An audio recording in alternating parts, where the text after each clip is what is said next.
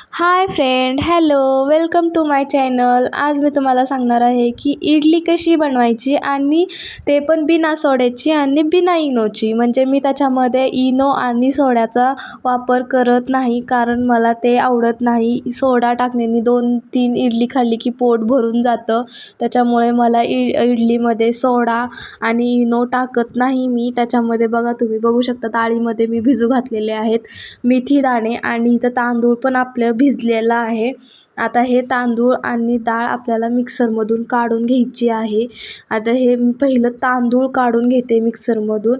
हे तर बघू शकता तुम्ही की मी तांदूळ मिक्सरमधून काढत आहे. आणि तांदूळ आपल्याला जास्त असे बारीक एकदम पिठासारखं नाही करायचं आहे, कारण त्याच्यामुळे इडली फुगणार नाही आपली. आपल्याला रवा, जसा आपला रवा असतो ना, तसं त्याला वाटायचं आहे. थोडंसं मोठं मोठं असलं तरी चालेल. मी इथं वाटून घेत आहे. बघू शकता तुम्ही, थोडंसं मोठं आहे ते, तुम्हाला दिसत असेल चमच्यावरती. आणि ते परत मी काढून घेत आहे एका पातेल्यामध्ये, तांदूळ आपलं वाटून झालेलं. परत मी इथं पोहे भिजू घालत आहे, कारण मी त्याच्यामध्ये मेथीदाणे पहिलंच भिजू घातलेले होते. आता 5 मिनिटापूर्वी आपल्याला थोडेसे पोहे भिजू घालायचे आहेत. आणि पोहे पण त्याच्यामध्ये टाकण्याने आपली इडली खूप छान फुलते.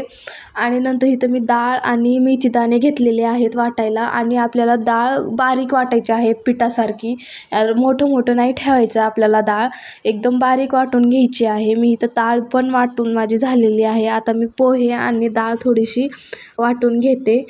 इथं मी सगळं बॅटर असं तयार करून ठेवलेलं आहे. रात्री तयार करून ठेवलं होतं, सकाळी तुम्ही बघू शकता किती छान. आणि एक गोष्ट लक्षात ठेवा की थंडीच्या दिवसामध्ये आपलं पीठ जास्त फुलत नाही, कारण त्याला गरम अशा ठिकाणी ठेवावं लागतं. त्याच्यामुळे आपलं पीठ जास्त फुलतं. इथं मी इडलीचं भांडं ठेवलेलं होतं, आणि त्या भांड्यामध्ये तुम्ही पाहिलंच असेल की मी एक लिंबू कापून अर्धा त्याच्यामध्ये तुकडा टाकलेला आहे, कारण की ह्या भांड्याला आपला भांडं जे आहे इडलीचं, ते काळं होऊ नये.